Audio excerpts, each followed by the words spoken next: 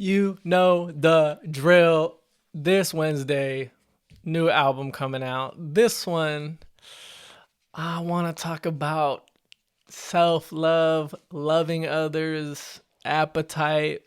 There's a theme here. I know there's a theme. There's a theme. It's going to switch up. I don't want to give too much away, but I know the last few albums, it's about relationship. It's about love. It gives you the warm and fuzzies. Maybe it doesn't because it's actually about the tension in love and all of that. I get it. This one is way more positive. Now, I wrote this one. I had this epiphany. Okay. I confess, I can only listen to about 3 Forrest Frank songs before I go insane. Now, if you don't know who that is, he's probably the most positive. Like he makes joy, he makes like fluffy images. He is a golden retriever. He makes that like a Labrador, you know what I mean? He makes that catchy and he makes that cool. Okay. It ain't my ministry. All right. I'm not to say that I'm the opposite, but I did write an album about the human condition of suffering as my first album. So take that for what it is. So I don't have that in me. And then I realized something. There's something wrong with me. That positivity is not attractive. It's not appealing. We are the kinds of people that maybe grew up on really gritty movies, The Dark Knight. We watched Man of Steel and we're like, yeah, this is cinema. This is what heroism looks like. And then James Gunn's Superman comes out, and I'm at least like, that was a little too cheesy, too cutesy, too like uppity for my taste. And my brother was like, no, dude, that's like how the comics are. He's Wonder Boy, or not Wonder Boy. That's his name, right? Wonder. He's the Wonder Kid. I don't know. Lois Lane makes fun of him for being this positive, uppity guy, you know. And that's what it is, And we go back and forth and I realize, oh, I just like being miserable. That's icky. Wow. So that's one thought experiment, right? Like, let's just think about that for a second. In your life, the way your life is going, is it just because you can't imagine it being better? You can't imagine your life being peaceful, so you create chaos or invite chaos into your life, Is it possible that, yeah, let's just stick to that because that was a good one. But there's more, right? There's being loveless life, a joyless life. Is that a matter of fact, or is that just what you imagine for your life? Is that what you've just been taught? Is that just what you're used to? And being happy is just uncomfortable. Which brings me to the question of self-love, right? Now, I know from what I've heard, from what I've seen, it seems like psychology has moved away from self-love to self-compassion. Good for them because they don't know what love is, right? Like, no offense. It's back to that old argument of like, you're not a Christian. You don't know what love is. No offense. But without the context of the cross, all you have is self-gratifying positivity. And that's not love. Because again, we can be addicted to terrible things in our lives, like depression. And we think that love looks like getting us out of depression. Love is not interchangeable for the things that you need in life, that you think you need in your life. So yes, am I saying that only Christians know how to love or know what love is? I'm putting 10 toes down and saying absolutely, sir and madam. Okay. I'm sorry if that offends you. I'm sorry if you're like philosophical and you're like, oh, actually, yeah, it's obnoxious. I am obnoxious. That is obnoxious. You're absolutely right. But you've gone long without it. And where are you now? You know what I mean? Okay. I don't mean to be this contentious. Let's back it up. Okay. We are talking about self-love in the context of being hooked to things that hurt us. Okay. So we're talking about self-love, and I know we've strayed away from it, but the idea of self-love is actually kind of important, because if this is how I see it, self-love is practice, right? And you're practicing loving someone, and why not practice on yourself? Why not create an appetite for what it means to love with yourself? Now, a lot of things in love takes maturity. An example, thinking of your future self, right? Love for a 6-year-old might be, give me all the candy in the world. You as an adult, or, whatever, if you're taking care of a kid, this kid is he's going to get cavities. He's going to get a tummy ache. He might throw up. He's going to hate his life for the next, couple hours this night, whatever. Let's not do with the candy. And he says, you don't love me. He doesn't understand love. And that right there is kind of what I'm talking about in a grander sense, right? Like you might think you know exactly what you want and what you need, but it takes maturity to understand what you actually need and want, because you need to look at the long term.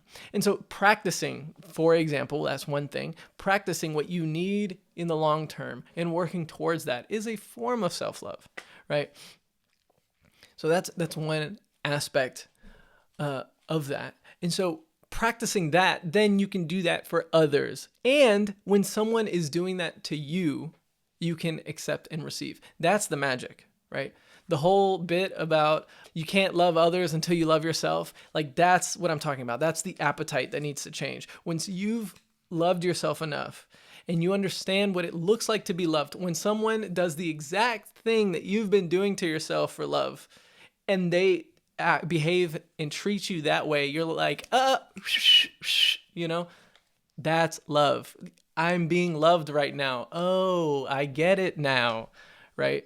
So that's why self-love is so important, because you are going to conflate things. You're going to misconstrue things if you don't have that self-love. People are going to try to love you and you won't recognize it. You won't see it. And it might actually anger you because you don't love yourself. So that's one aspect to it. So when I wrote these songs, I had to write these songs. I tried to sit down with a songwriter, a friend of mine. It didn't go anywhere, to be honest. But this is what I had in mind. Like this, I couldn't go gung-ho positivity like Forrest Frank, but I tried my best to be as positive, as sweet, as tender as I could. Yeah, because at first I remember finishing the songs and being like, "Oh, these are so like cliche and boring," but then my appetite for positivity changed, and I was like, "Oh, these are pretty fun. I like these. This makes me feel good, you know." So yeah, that's that.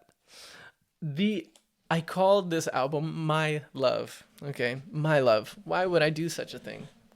'Cause wordplay, double entendre. I call my wife my love. Hi, my love. How are you, my love? Because she is the thing of my love, the noun of my love. I don't want to say the object of my love, right? Because don't need you guys coming at me for that, out of all things. So the noun of my love. She possesses my love. Also, my love. My love is a thing, right? My love. My love. My love. My love? Oh, can I do that for the rest of this time and you get it? No, I'm just playing. No, but you know what I'm saying? So I have my love, my affection, that is one thing. And then the noun of my affection, my love, right? So my wife is my love, and then my love is my love.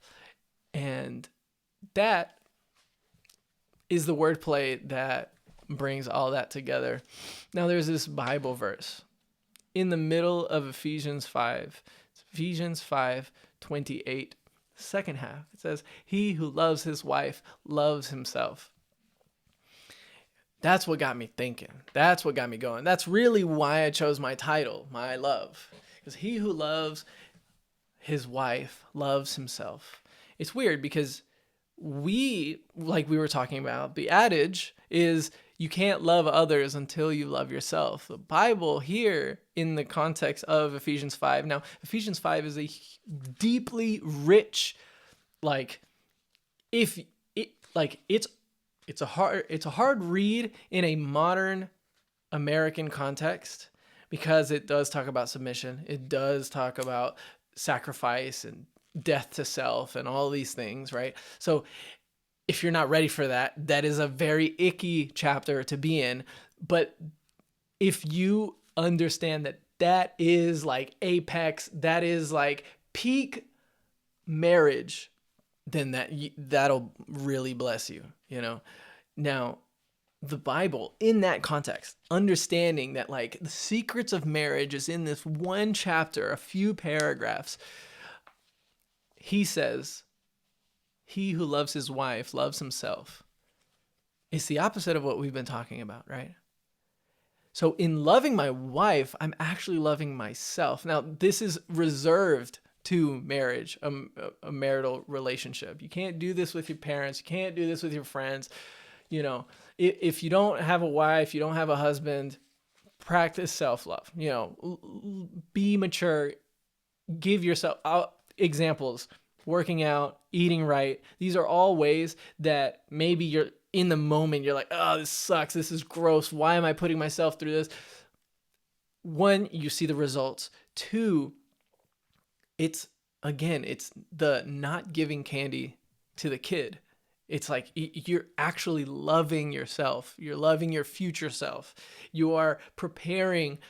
You want better for yourself and you're chasing after it, right? Self-love. Okay. But this weird thing of loving your wife actually reflects the love that you have for yourself. What a weird statement. And so that's what I'm exploring. Like you see that in the first song where like I interchange you and I, and then I'm going through and I'm being bold and transforming and I think, yeah, I mean, what we say, so like, sorry, I lost my train of thought a little bit. We were talking about, you know, eating right and going to the gym, journaling, painting, you know, like whatever calms your soul and allows you to process like what's going on in my life, what's going on in my day, what's going on with my relationships, you know, like whatever helps with that, right? We can say, right? Can we agree that that is self-love, right?